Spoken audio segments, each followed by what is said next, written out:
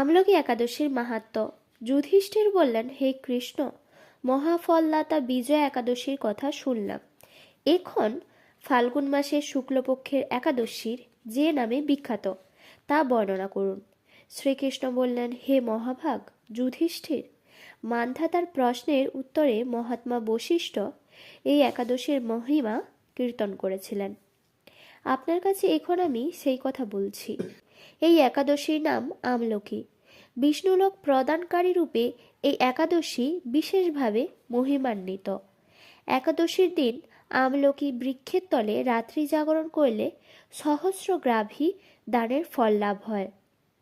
হে পাণ্ডুনন্দন, পূর্বে ব্রহ্মার রাত্রিতে দৈনিক প্রলয় উপস্থিত হলে স্থাবর জঙ্গম সহ দেবতা, অসুর ও রাক্ষস সব কিছুর বিনাশ হয়। তখন ভগবান সেই কারণ সমুদ্রে অবস্থান করেন। তার মুখপদ্ম থেকে চন্দ্রবর্ণের এক বিন্দু জল ভূমিতে পড়ে। সেই জলবিন্দু থেকে একটি বিশাল আমলকি বৃক্ষের উৎপন্ন হয়। এই বৃক্ষের স্মরণ মাত্র গোদানের ফল লাভ হয়। দর্শনে তাহার দ্বিগুণ এবং এর ফলাভক্ষণে 3 গুণ ফল লাভ হয়। এই বৃক্ষে ব্রহ্মা, বিষ্ণু আর মহেশ্বর সর্বদা অবস্থান করেন। এর প্রতিটি শাখা প্রশাখা ও পাতায় ঋষি, দেবতা ও প্রজাপতিগণ বাস করেন। এই বৃক্ষকে সমস্ত বৃক্ষের আদি বলা হয় এবং তা পরম বৈষ্ণব রূপে বিখ্যাত। অতএব এই শ্রেষ্ঠব্রত সকলেরই পালনীয়। এখন এই ব্রতের একটি অদ্ভুত ইতিহাস আপনার কাছে বর্ণনা করছি। প্রাচীনকালে বৈদিশ নামে এক প্রসিদ্ধ নগর ছিল। এই নগরে চৈত্ররথ নামে এক রাজা রাজত্ব করতেন। চন্দ্রবংশীয় পাশবিন্দুক রাজার পুত্ররূপে তিনি জন্মগ্রহণ করেন। তিনি অত্যন্ত শক্তিমান ও ঐশ্বর্যশালী ছিলেন। শাস্ত্র জ্ঞানেও তিনি ছিলেন সুনিপুণ। তার রাজ্যের সর্বত্রই মনোরম আনন্দপূর্ণ এক দিব্য পরিবেশ লক্ষ্য করা যেত। প্রজারা ছিলেন বিষ্ণু ভক্তি পরায়ণ। সকলেই একাদশীর ব্রত পালন করতেন। তার রাজ্যে কোনো অভাব অমঙ্গল ছিল না। এইভাবে প্রজাদের নিয়ে রাজা চৈত্ররথ সুখে দিন যাপন করতে থাকেন। একসময় ফাল্গুনী শুক্লপক্ষের দ্বাদশী যুক্তা আমলকি একাদশী তিথি সমাগত হওয়ায় রাজ্যের সকলেই এই ব্রত পালনের সংকল্প করলেন। ওই দিন প্রাতঃ স্নানের পর প্রজাদের নিয়ে রাজা ভগবান শ্রী বিষ্ণুর মন্দিরে যান।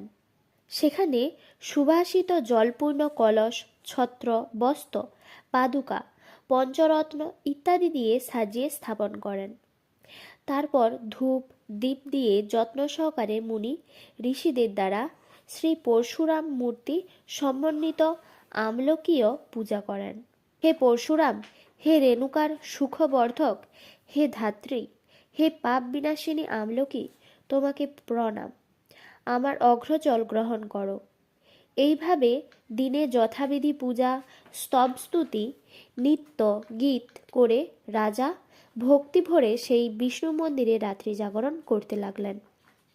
এমন সময় দৈবযোগে একটি ব্যাধ সেখানে উপস্থিত হয়। পূজার সামগ্রিক সহ বহু ব্যক্তিকে একত্রে রাত্রি জাগরণ করতে দেখে সে কৌতূহল ক্রান্ত হল। সে ভাবল, এসব কি ব্যাপার। বিষ্ণু মন্দিরে প্রবেশ করে সে বসে পড়ল। কলসের ওপরে স্থাপিত বিষ্ণুমূর্তি দর্শন করল। ভগবান বিষ্ণু এবং একাদশীর মাহাত্ম্য সে মনোযোগ দিয়ে শুনল। সারাদিন এই ব্যাধ কিছুই আহার করেনি।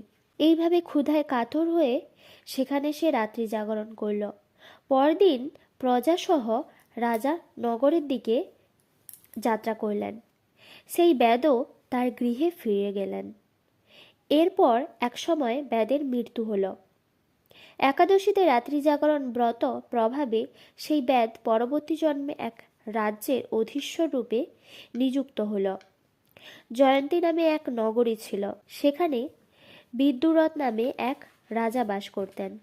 এই ব্যাধ বিদ্যুরথ রাজার মহাবলী পুত্ররূপে জন্মগ্রহণ করেন। তার নাম হয় বসুরথ। 1,00,000 গ্রামের অধিপতি তিনি লাভ করলেন। তিনি ছিলেন সূর্যের মতো তেজস্বী, চন্দ্রের মতো কান্তিমান ও পৃথিবীর মতো ক্ষমাশীল। বিভিন্ন সদ্গুণে ভূষিত বসুরথ পরম বিষ্ণুভক্তি পরায়ণ হন।